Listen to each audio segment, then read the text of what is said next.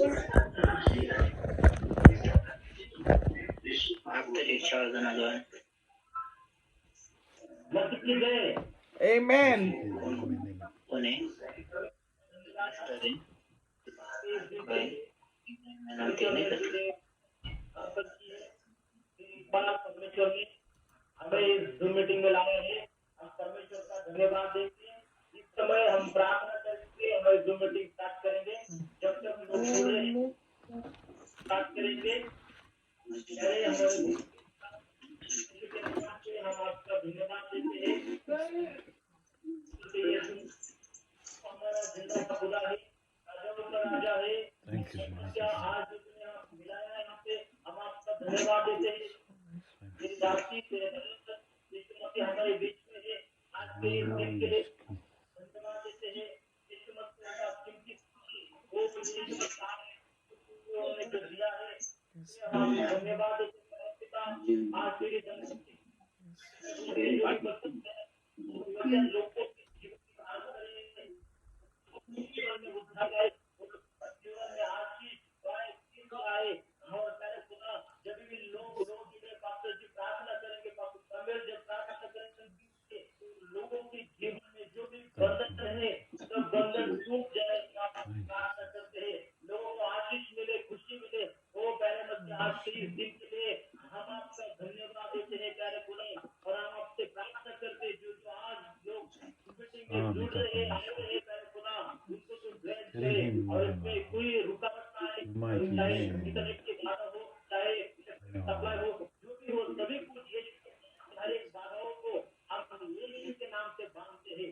यीशु के नाम से प्यारे खुदा आज ये जूम मीटिंग हर एक चीज को ब्लेस कर. महिमा हो यीशु के नाम से पिता. आमीन आमीन आमीन. हालेलुया. परमेश्वर का नाम का धन्यवाद हो. इस समय हम एक गीत गाएंगे. परमेश्वर का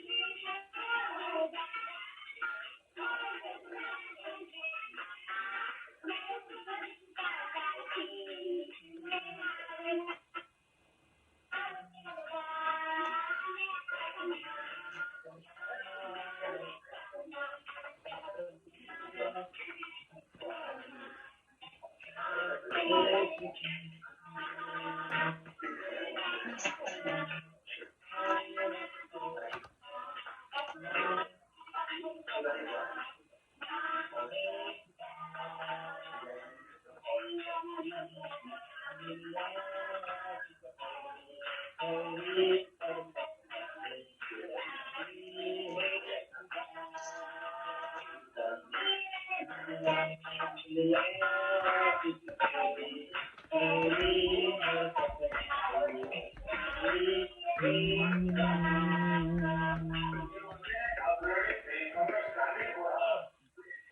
का नाम का धन्यवाद हो। आज इस समय के हमारे बीच में ही लोग अभी भी जुड़ेंगे, धन्यवाद देंगे और अनेक गीत गाएंगे, परमेश्वर की हालेलुया, हालेलुया। और हम गीत गाएंगे जब तक और गाएंगे और धन्यवाद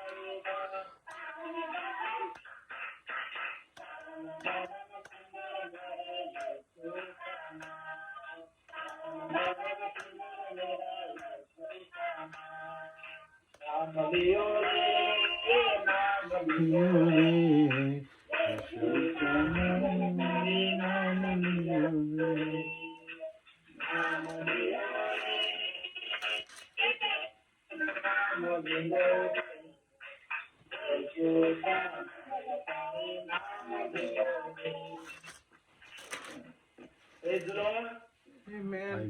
यीशु का धन्यवाद हो। यीशु मसीह ने आज ये सुंदर अवसर दिया है। हम यीशु का धन्यवाद करते हैं कि यीशु मसीह आज हमारे बीच में है। हम परमेश्वर का धन्यवाद और इस समय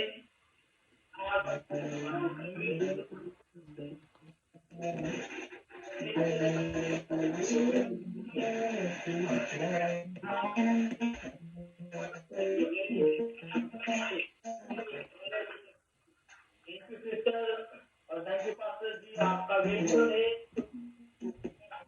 जो आपका जो कीमती समय हमें दिया है, इसके लिए एक बार हम आपका परमेश्वर का वचन स्वीकार करें। आपका ताली बजाते धन्यवाद देते हैं। धन्यवाद, हालेलुया। Amen. प्रभु की जय। प्रभु की महिमा, प्रभु की जय। Amen. हम सभी को देखकर खुशी है और जैसे से जुड़ते हैं, क्यों ना हम आज का टॉपिक शुरू करें। पिछले सप्ताह मैं प्रार्थना सिखाई थी कि कैसे प्रार्थना हम लोगों को करना है ना। इस आज का जो हमारा टॉपिक है वो हम दया के बारे में बात करेंगे कि प्रभु जो है कितना दयालु है, और फिर प्रभु हम लोगों को भी सिखलाता है कि हम लोग दया करें जैसे हम लोगों के ऊपर दया आया है। आमीन। तो ये दया जो चीज है, ये परमेश्वर का एक गुण जो आज हम लोगों में डाला गया है, और अगर हम लोग इसको ध्यान देंगे और मतलब कि प्रैक्टिस करेंगे ना, वही चाल को चलेंगे, वो गुण को हम लोग इस्तेमाल करेंगे, जितना हम लोग इस्तेमाल करेंगे परमेश्वर के दया के बारे में सोचकर कि प्रभु दयालु है, क्योंकि प्रभु यीशु मसीह दयालु है, पिता दयालु है, और उसके जो दया अगर हम लोगों के अंदर है और हम लोग अगर वही दया को दूसरे के ऊपर भी डालेंगे, तो परमेश्वर वो दया के जड़ से हम लोगों को हिम्मत देता है जो हम लोग दूसरों को क्षमा करते हैं। आमीन। ये एक जुड़ा हुआ संबंध, एक गुण का जो जुड़ा रिश्ता है, मतलब कि क्षमा करने के लिए हमें प्रभु का सामर्थ्य चाहिए और वही परमेश्वर का दया भी चाहिए जो हम लोगों को मदद करेगा लोगों को क्षमा करने में। आमीन। जब तक हम लोगों के अंदर वो दया नहीं रहेगा, कभी कभी हम लोग परमेश्वर का दया को ले लेते हैं, लेकिन हमारा जो अंदर कठोर हो जाते हैं हम, जैसे परमेश्वर अपने दृष्टांत में कहा है, मत्ती के पुस्तक में भी, लुका में भी, वो कहता है कि हम लोगों के ऊपर दया नहीं डालते ना। एक जगह पर लोया उठकर खड़ा होकर पूछता है यीशु मसीह से, लूका के पुस्तक 10 में, मैं खाली स्टोरी बताऊंगी फिर हम लोग और जगह से पढ़ेंगे। ये दृष्टांत में जब ये लोया जो इतना पढ़ा लिखा व्यक्ति परमेश्वर के यीशु मसीह के पास आकर ये सवाल को करता है कि मैं क्या करूं कि ना, परमेश्वर से पूछता है ना, तो प्रभु बोलता है कि तू अपने सारे मन, सारे हृदय, अपने सभी चीजों से प्रभु से प्यार कर ना, अपने पड़ोसी से अपने देह की तरह प्रेम कर। तो परमेश्वर, तब ये लोया कहता है तो वो तो मैं करता हूं ना। तो फिर बोलता है कि हमारा नैबा कौन है, हमारा जो पड़ोसी कौन है।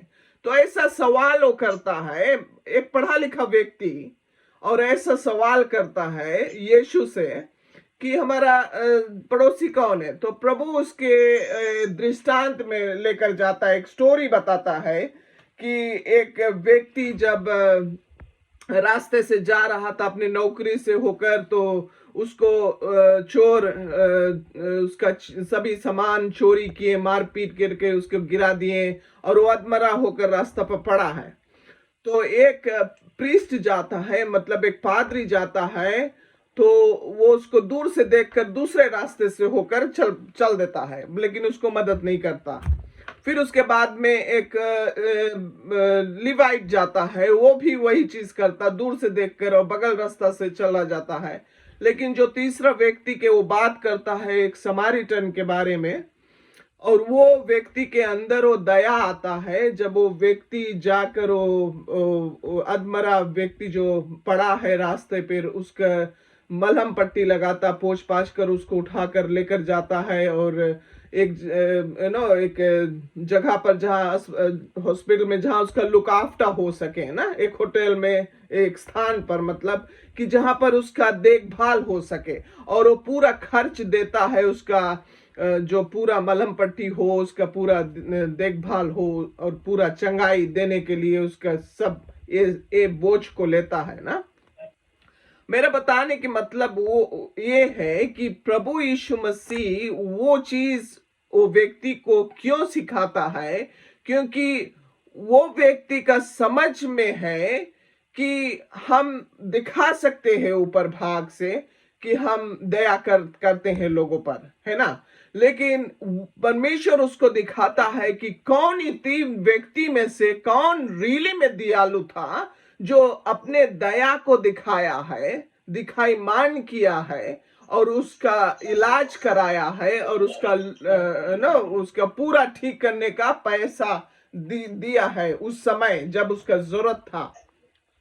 तो परमेश्वर हम लोगों को और एक जगह पर भी बोलता है, जब पतरस उठकर खड़ा होता है और पतरस पूछता है प्रभु यीशु मसीह से कि हम कितने बार क्षमा करें अपने दुश्मनों को, तो प्रभु कहता है कि 70 times 7, 70 times 7 ना, वो बताता है कि हम लोग क्षमा करें। तो मतलब कि कितनों भी घिनौना पाप एक इंसान क्यों नहीं कर दे या हम लोगों के विरोध में क्यों ना खड़ा जाए, परमेश्वर हम लोगों को वही याद दिलाता है कि हम उनको क्षमा करें। है ना।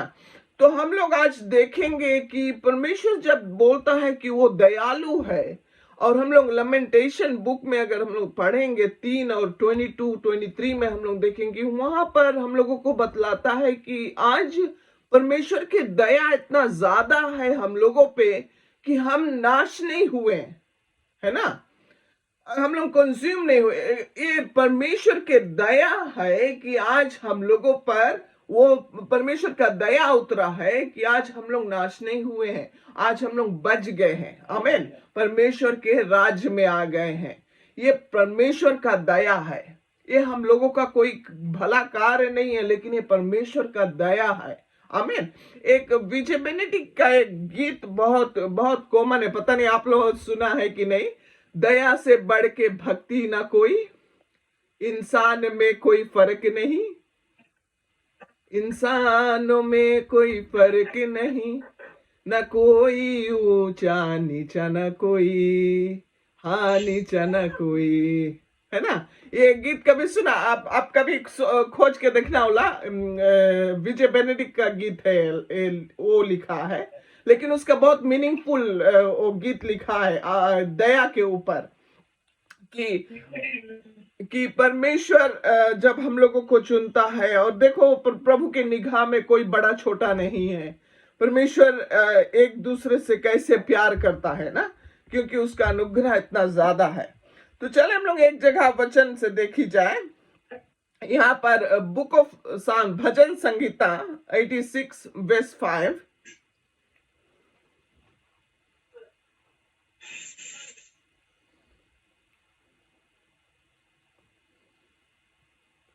हिंदी में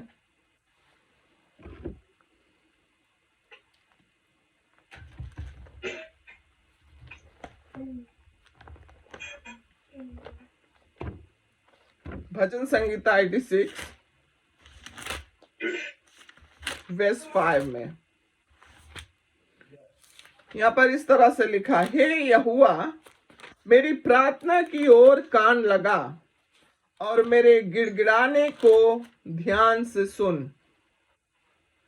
ये अगर हम लोग देखें तो ये दाऊद जो है बड़ा अच्छा व्यक्ति, इसको अगर हम लोग अच्छी तरह से अगर स्टडी करेंगे तो देखेंगे कि दाऊद का जो हृदय प्रभु से बहुत करीब था, और ये भले कितनों बार एक अपने जीवन में फिसला भी है, प्रभु के रास्ते पे चलने के समय ये फिसल भी गया, लेकिन फिर भी ये कुछ चीजों को परमेश्वर का जो गुप्त चीज ये बहुत अच्छी तरह से जानता था। ये वो व्यक्ति जो पुराने नियम में लेकिन नया नियम के बारे में भी बात किया है, मतलब कि उसका अनुभव, उसका समझ भी परमेश्वर ने दिया है। अगर हम लोग कितने भजन संगीता में देखेंगे कि वो आने वाले दिनों के बारे में भी बात किया है। तो कुछ ये गंभीरता जो है परमेश्वर का, ये बहुत खास रूप से देखा है अपने नजरों से, मतलब कि परमेश्वर का बहुत करीब का रिश्ता को एक कायम किया है ना। इसका एक जगह से हम लोग पढ़ेंगे बुक ऑफ वही भजन संगीता में चैप्टर 8 में 8 अध्याय और 1 से 4 ले पढ़ी जाए।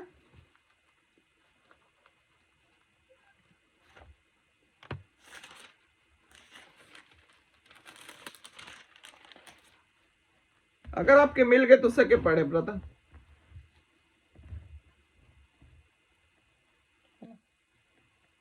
संहिता हाँ 8।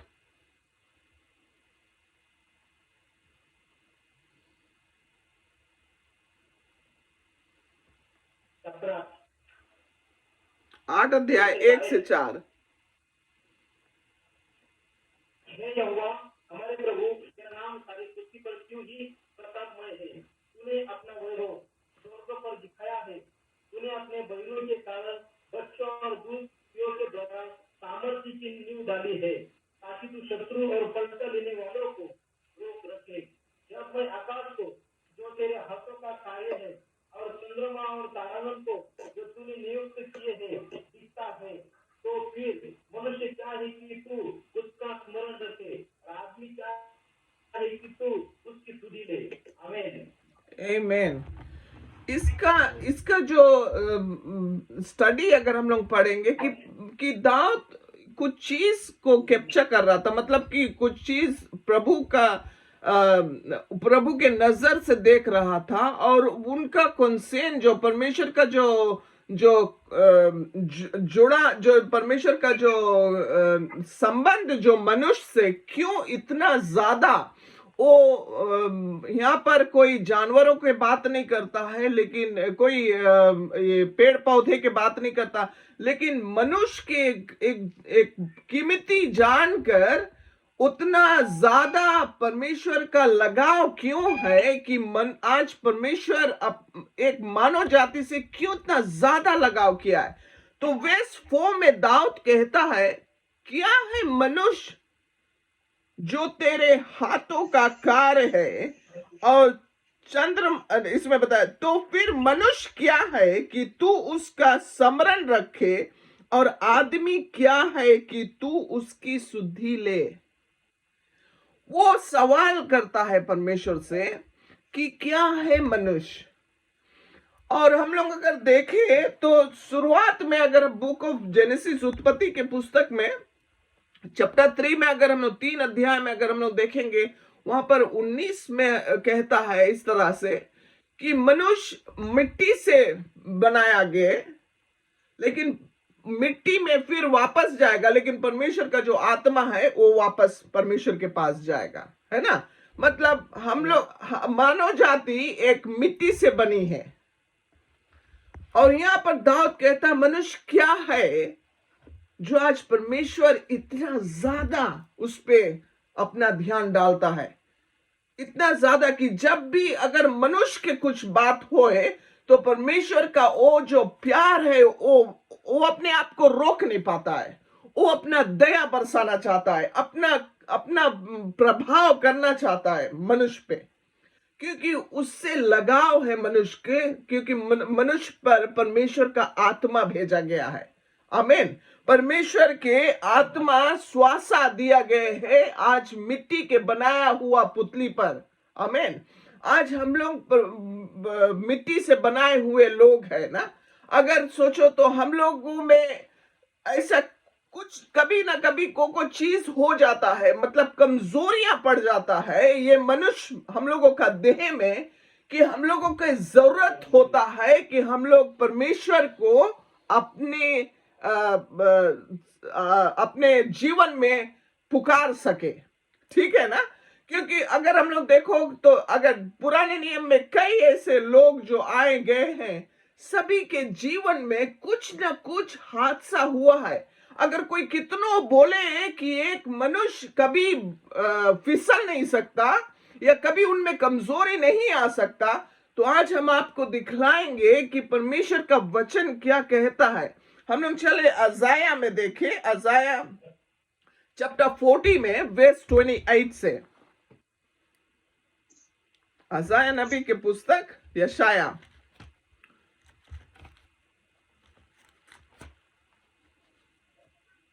चैप्टर 40 और 28 से 28 पद से 30 तक।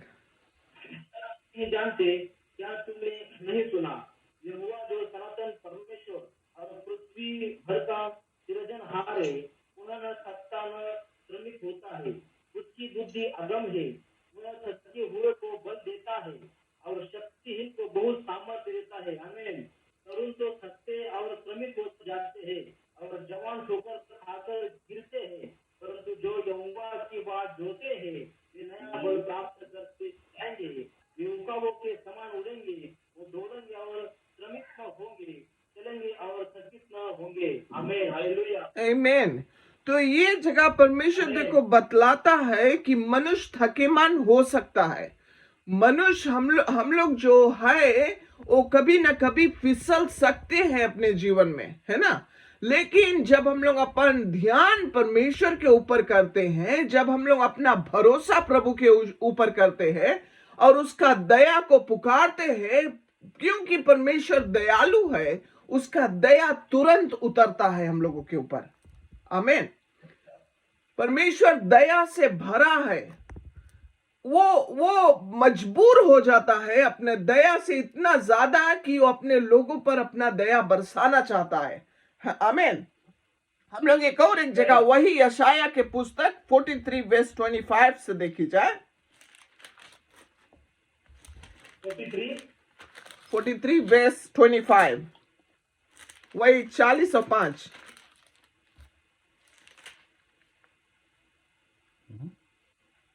अच्छा, 40 और 3 ना 43। हाँ। जब यहोवा का तेज प्रकट होगा और सब प्राणी उसको एक संग देखेंगे, क्योंकि यहोवा ने आप ही ऐसा कहा है। वर्स 25 25।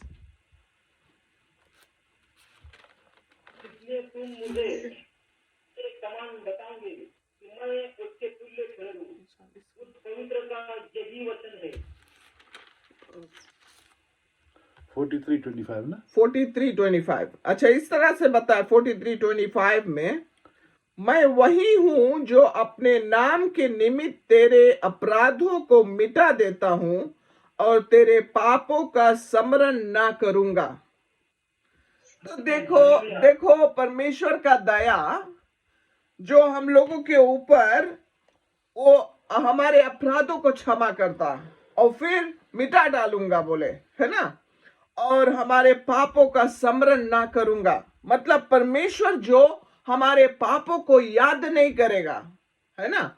उस पे वो उसके, हम लोग जैसे कोई नहीं, मनुष्य अगर कोई चीज कर देता है हम लोगों को उल्टा, तो हम लोग याद करा कर उसको ना बातें करते हैं।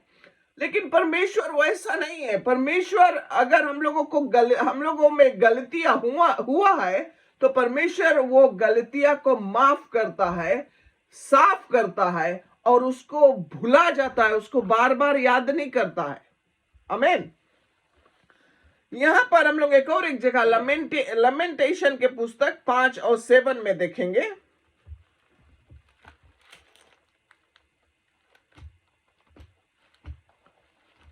विलाप गीत के पुस्तक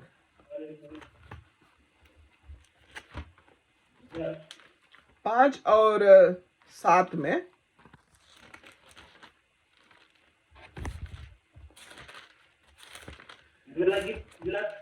और चैप्टर 5 और 7वां पद।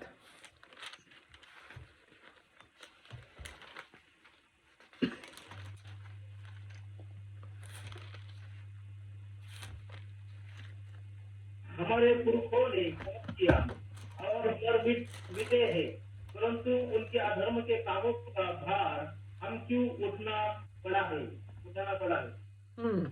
आमीन। मतलब हम लोग के पुरखों ने भी पाप किए हैं, है ना। हम लोगों के पुरखों ने ऐसे सारे हत्यारे चीज लोग किए हैं, मतलब कई ऐसे चीज को किए हैं, व्यभिचार, किसी को मारना, मतलब हृदय से उनको नफरत करना, ऐसे सारे गलत चीजों को हमारे पुरखों ने भी किए हैं, है ना। तो हम एक जगह से मंगता बतला है, प्रोवेब्स में, नीति वचन 26 और 2 में।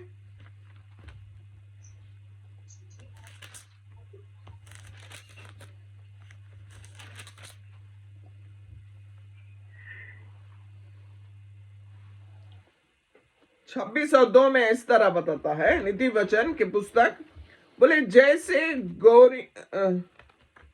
जैसे गोरियों घूमते घूमते और सुपा बेनी उड़ते उड़ते नहीं बैठती, वैसे ही व्यर्थ शाप नहीं पड़ता। मतलब कि गलतियां के ऊपर श्राप आता है ना। अब देखो थोड़ा देरी के कि हम लोग अगर कितनों घिनौना से घिनौना भी पाप करते हैं, लेकिन परमेश्वर का जब हम लोग प्रभु में आ जाते हैं, जब प्रभु यीशु मसीह को ले लेते हैं, परमेश्वर का जो दया है उस हम लोगों के ऊपर आता है क्योंकि परमेश्वर से लगाव हो गया है मनुष्य से। आमीन। परमेश्वर का दया आता है क्योंकि वो हम लोगों के ऊपर अपना दया को दिखाता है। हम लोग एक स्टोरी अगर कभी सुने होंगे शायद बाइबल में, एक जगह पर एक व्यभिचारिणी स्त्री जब व्यभिचार करने में पकड़ी गई थी, तो ये जो व्यक्ति है, लोग, ये बड़े बड़े व्यक्ति लोग उसको पकड़ कर लेकर आए यीशु के पास। लेकिन वे लोग उन व्यक्ति को नहीं पकड़े जो उनके साथ में व्यभिचार कर रहे थे, ठीक है ना, लेकिन ये स्त्री को पकड़ कर लेकर आए। तो प्रभु यीशु मसीह का दया देखो, प्रभु यीशु मसीह ये चीज जान गया था कि इन सब में तो खोट है, क्योंकि ये देखो स्त्री को पकड़ कर लाई, लेकिन जो मर्द लोग उनके साथ में, वो स्त्री के साथ में थे, उनको नहीं पकड़ कर लाए। तो प्रभु यीशु मसीह कहता है कि जिनके पास कोई भी पाप नहीं हो वो पत्थर को उठाए और ये स्त्री को मारे। तो थोड़ा देर में वो जो बड़े से अब जितना बुजुर्ग लोग से लेकर छोटे तक सब पत्थरे को बिक कर और घूम कर चल पड़े, एक भी पत्थर इसके ऊपर नहीं बिगे हुए। तो परमेश्वर पलट कर प्रभु यीशु मसीह कहता है स्त्री से कि कहाँ है तुम्हारे जो तुम्हें जो अक्यूज करते थे, कहाँ गए वे लोग, है ना। तो एक भी लोग उसके विरोध में नहीं खड़े हुए वहां पर। मतलब कि प्रभु यीशु मसीह वो दिखाता था कि ये मनुष्य जो है वो पापी है। अगर जो हम लोग बोले कि हम लोगों में पाप नहीं है, पापी हम लोग में पाप होता है, लेकिन हम लोग दूसरों पर बोलते हैं ना। लेकिन परमेश्वर का जो दया देखो एक अलग तरीके से दिखाता है और ये स्त्री को क्षमा करता है कि जाओ अब पाप मत करना, है ना, उसको क्षमा करता है। ये दया प्रभु का आता है। आज मैं आप लोगों से ये बात करना चाहती हूँ क्योंकि परमेश्वर आज हमने चिंता किया आप सबके जीवन में क्या बीत रहा है, लेकिन आज परमेश्वर एक अलग तरीके से आपके जीवन में काम करेगा। क्योंकि अगर आप सोच रहे हैं कि हमारे जीवन में कई ऐसे चीज पहले हुआ है और आज ये सब चीजों के कारण, जैसे अभी हम लोग नीति वचन से पढ़े हैं कि कोई श्राप वैसे नहीं आता है ना, बिना कोई कार्य से, तो कोई ना कोई पाप का अंजाम उस पे आया है ना। हम लोग कभी कभी कितने बार देखो बच्चे गिरा देते हैं, बच्चे को मार देते हैं, जन्म होने से पहले मार देते हैं। हम लोग अपने भाई बहन को क्षमा नहीं करते। ऐसे कई ऐसे चीज जो आज रुकावट बनकर हम लोगों के जीवन में आकर खड़ा हो जाता है ना।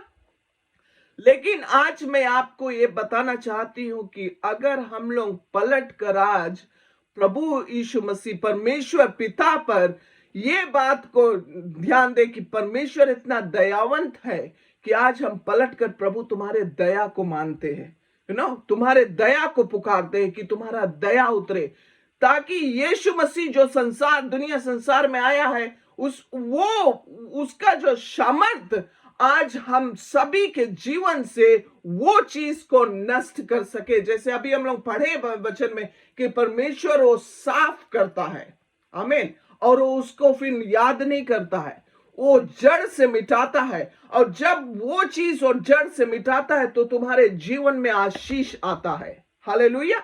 ये चीज परमेश्वर का वचन के अनुसार हम लोगों के जीवन में जो रुकावट बनकर है, मतलब अगर हम लोग सोचते हैं कि हमारे बच्चे आज उन्नति नहीं पाएंगे क्योंकि ना पुरानी पुरजुओं से आज करते आए हैं कि लोग गलतियां करते आए हैं, श्राप आया है हमारे जीवन में। लेकिन जब हम लोग प्रभु यीशु मसीह में आ गए हैं, परमेश्वर का दया उतर सकता है। हालेलुया। परमेश्वर का दया आ सकता है हम लोगों के जीवन में, ताकि बहुतायत से हम लोगों के जीवन मिले। खाली हम लोग अपने बच गए वो काफी नहीं है, लेकिन हम लोगों को उस जगह से और आगे बढ़ना है जो परमेश्वर चाहता है हम लोगों के जीवन। हमारे बच्चन पर आशीष, हमारे परिवार पर आशीष, हमारे घर में बरकत, परमेश्वर का सामर्थ हमारे घर में आए ताकि हम छुटकारा पा सके। हालेलुया। परमेश्वर साफ कर सकता है वो सब चीजों को और उठा सकता है हम लोगों को उस स्थिति से और आगे बढ़ा सकता है। आमीन। तो हमें हम आज ये याद दिलाना चाहती हूं कि आज हम लोग परमेश्वर के दया के ऊपर सोचे।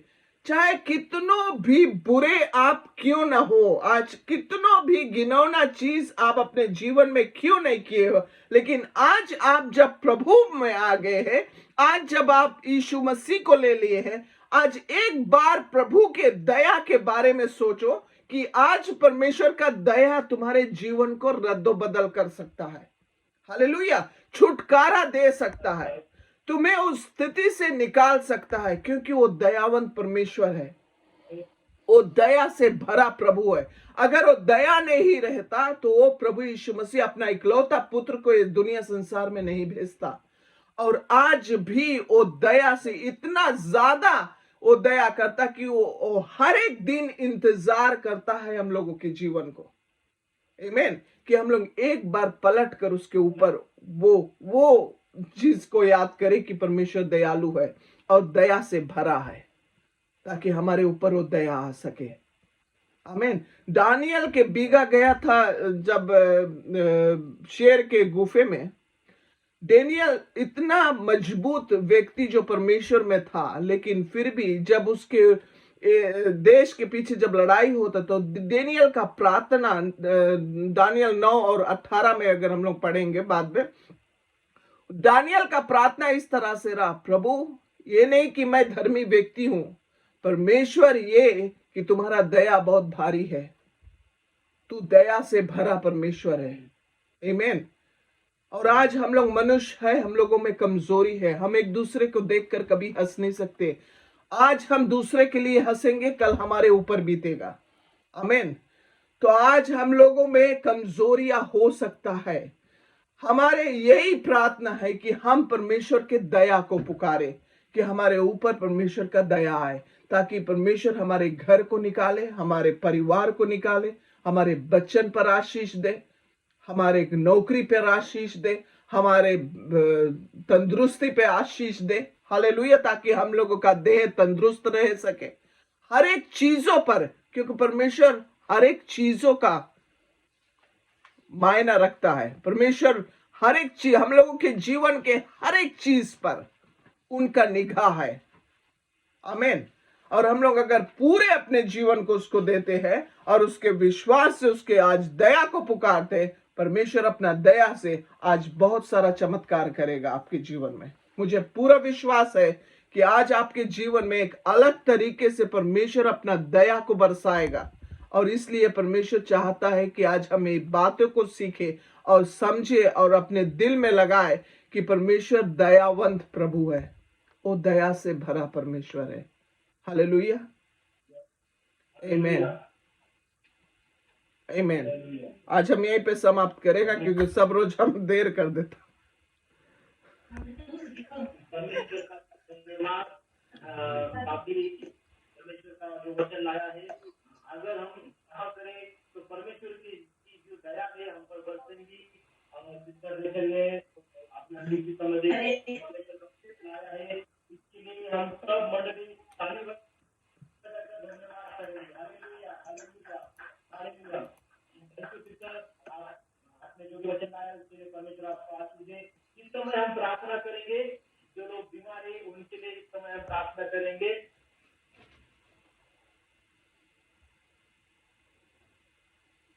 बस उसको प्रार्थना वही टाइम बस।